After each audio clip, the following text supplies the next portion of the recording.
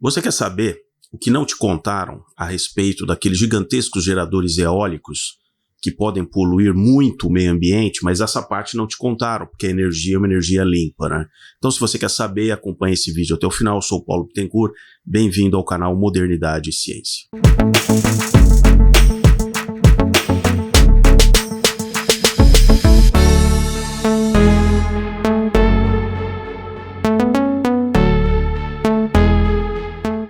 Pois bem, nós temos que tomar muito cuidado quando uma narrativa esconde, através das palavras, realmente os detalhes que nós deveríamos conhecer antes de sair repetindo, por exemplo, fontes fotovoltaicas, fontes eólicas, energia verde, energia limpa, não polui, não causa problema nenhum com o meio ambiente. Toda e qualquer ação humana, desde o início aí da civilização, ela sempre teve um impacto no mundo. O ser humano, por natureza, ele vai alterando o ambiente que o cerca para prosperar, para poder sobreviver.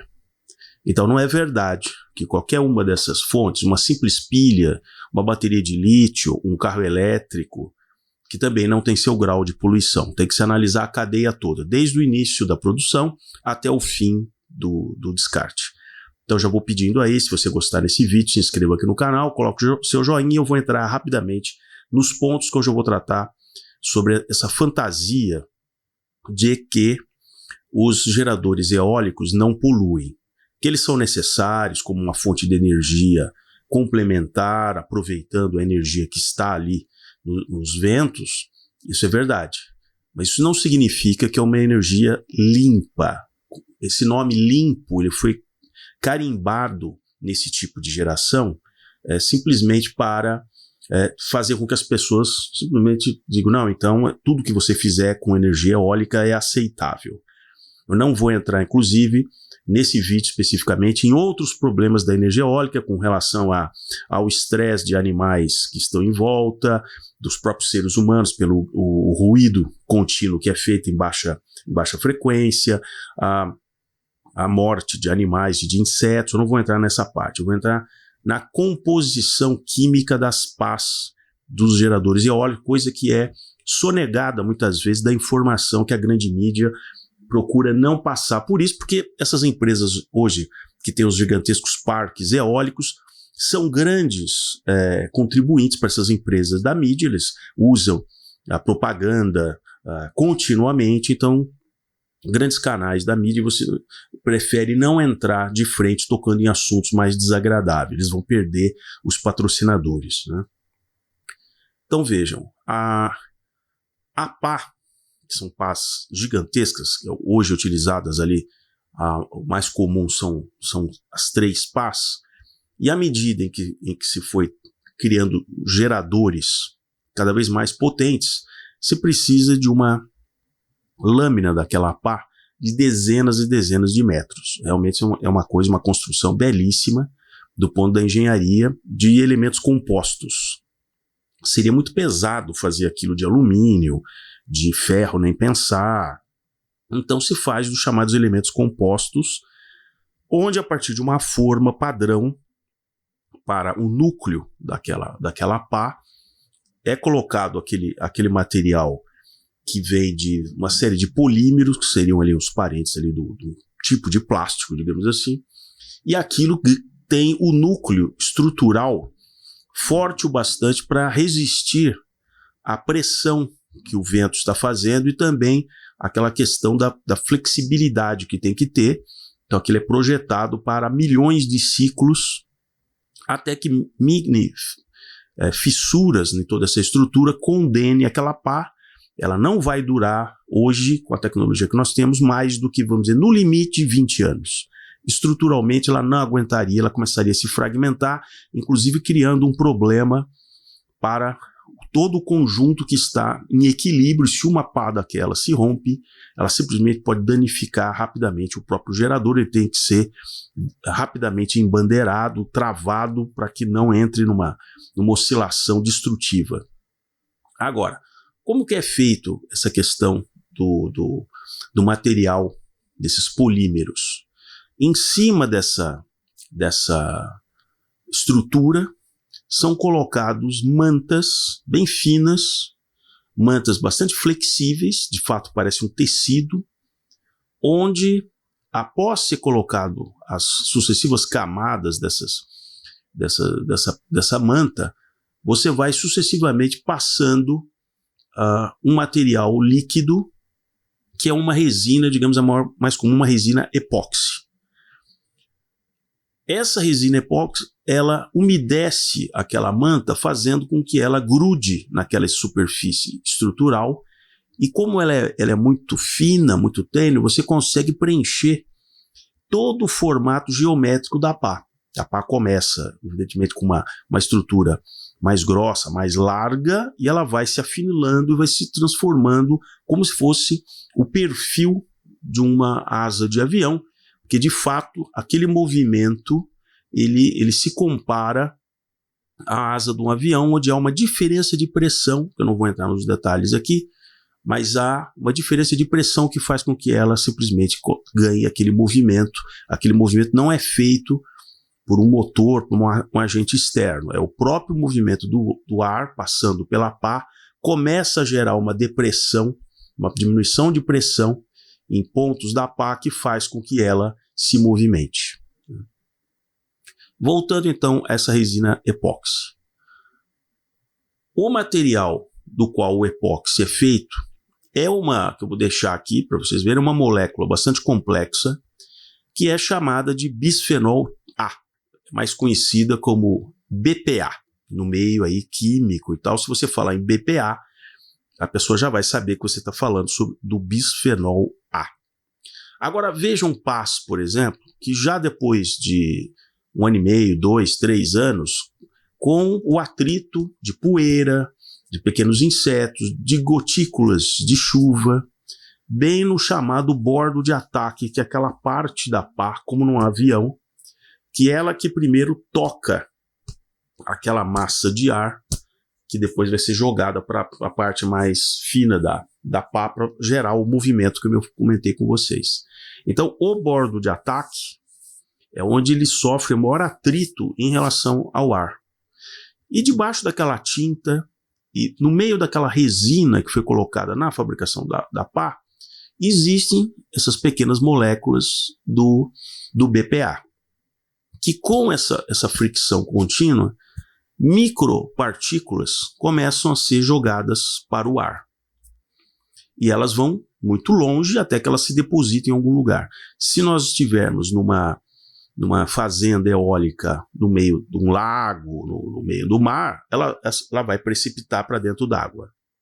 Se ela estiver num gigantesco pasto, numa área em terra firme, o bisfenol A ele vai se depositar em algum lugar. Aí que vem a questão que hoje cada vez mais está se estudando, porque já são milhões e milhões de pás produzidas em todo o mundo, já se tem uma série de fazendas já antigas, já se está verificando o enorme desgaste em poucos anos dessas pás, então isso hoje já está sendo verificado. Já se criticava onde vai se guardar todas essas pás, porque elas ficam imprestáveis. Não dá para você simplesmente utilizar em algum lugar. E você simplesmente para triturar, para simplesmente tirar toda aquela estrutura dos polímeros que está ali, ficaria muito caro. Então, em vários lugares, tem se optado, acreditem, em enterrar as pás. Agora, o maior problema é durante a vida útil, como eu falei, vamos dizer, de uma pá dessa que dure 20 anos. Mesmo que ela sofra manutenções e certas fitas, novas fitas no bordo de ataque têm sido colocadas para voltar a proteger o bordo de ataque, ela continuamente vai soltando microgramas de bisfenol ao longo do tempo, e esse bisfenol vai contaminando a água, vai contaminando o solo, o bisfenol vai sendo introduzido na cadeia alimentar de vários animais que estão ali, até chegar nos seres humanos, de algum momento, ou por algum alimento, que algum vegetal absorve o bisfenol no seu processo de crescimento, ou na cadeia produtiva alimentícia de um animal que depois vai ser consumido por humanos. Nós sabemos, a partir do uso do policarbonato, que foi muito útil para se fazer vários utensílios, principalmente utensílios de cozinha, mamadeiras, copos, uma série de recipientes para transportar comida, aquecer, por exemplo, depois num micro-ondas. Quando há a presença do bisfenol A, se percebeu que ele, sobre uma questão de aumento de temperatura ou mudança do pH, o bisfenol começa a se soltar daquela estrutura do policarbonato, falando no caso dos utensílios mais comuns que a gente vê, os utensílios de cozinha. E isso nós vamos ingerindo isso. E os estudos até o momento mostram que o bisfenol ele começa a causar alterações, principalmente intestinais, podendo levar a doenças mais graves, podendo afetar fetos durante o processo de gravidez, mudando o comportamento de absorção, por exemplo, do intestino. Ele muda, inclusive, a forma que o intestino, ele ao longo do dia, ele se comporta com as contrações e distensões normais, por exemplo, do intestino. E isso é tão sério que várias entidades de saúde passaram a exigir de várias empresas que na produção desses equipamentos que são usados pelas pessoas em geral, principalmente por crianças, por bebês, que venha um selo dizendo assim, não contém BPA. E isso tem sido seguido na indústria. Muitas empresas estão passando a usar um outro tipo de composto para o policarbonato para evitar que tenha o BPA. É claro que isso aumentou um certo custo, a durabilidade também não é a mesma quando você tinha o uso tão fácil do uso do bisfenol A. Só que nas pás dos geradores eólicos, isso não é possível.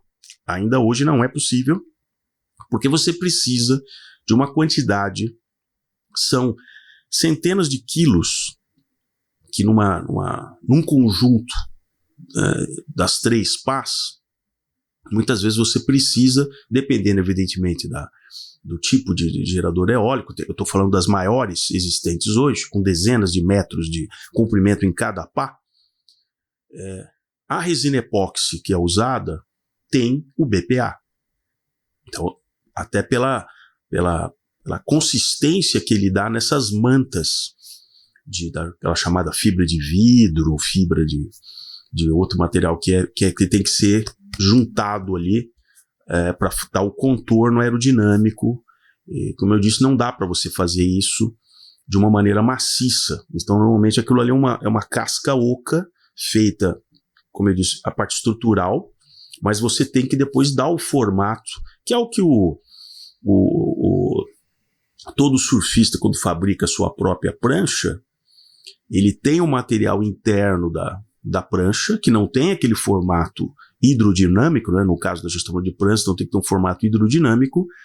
Então ele tem uma estrutura que é suficientemente rígida para ele poder estar em cima e aguentar impacto. E em cima dessa estrutura, ele corta aquela estrutura bruta e ele vai fazendo o chamado shape. O shape é aquele invólucro da prancha de surf que os mestres do desenho das pranchas vão dando aquelas curvaturas, tudo feito exatamente com essas mantas que vão sendo colocadas. Agora, numa prancha de surf, a quantidade de resina epóxi que você usa é infinitamente menor do que você usa em milhares e milhares de pás numa fazenda eólica. Então fica aqui para vocês, peço mais uma vez, se você gostou, divulgue esse vídeo, que isso é importante, para que vocês não caiam nessa falácia de dizer, não é verde, é limpo, que é uma energia que a gente tem que aproveitar, sim, mas não sejam enganados por falácias simplesmente no rótulo das frases, simplesmente para demonizar o quê? Não, vamos demonizar o quê? A usina hidrelétrica, que tem lá o seu problema, que tem que ser mitigado na construção e no planejamento do reservatório. Isso é o maior problema realmente de uma usina hidrelétrica. Agora, a partir do momento que você resolveu essa questão, dos animais, retirou a vegetação, fez todo um trabalho ambiental antes de simplesmente ir lá e encher um lago. O uso, que não vai durar 20 anos essa usina, nós temos usinas hidrelétricas hoje com mais de 100 anos em operação, né?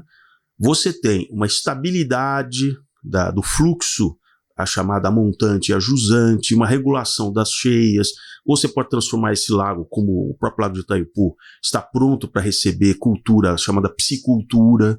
Então, se por um lado há um prejuízo aparente, ainda que a gente tente reduzir, você tem um benefício do longo prazo muito maior. Isso os geradores eólicos vão ter que procurar esse equilíbrio entre aquilo que eles estão se propondo como energia e o dano que eles estão causando. Porque até o momento o que eles querem? Subsídio dos governos, porque isso custa muito mais caro, por quilowatt essa energia é muito mais cara, e agora que elas estão crescendo muito, os danos ambientais estão aparecendo. Então, vou deixar alguns links depois aqui no canal sobre a questão do bisfenol. Então é muito importante não cair nessa conversinha da energia limpa sustentável.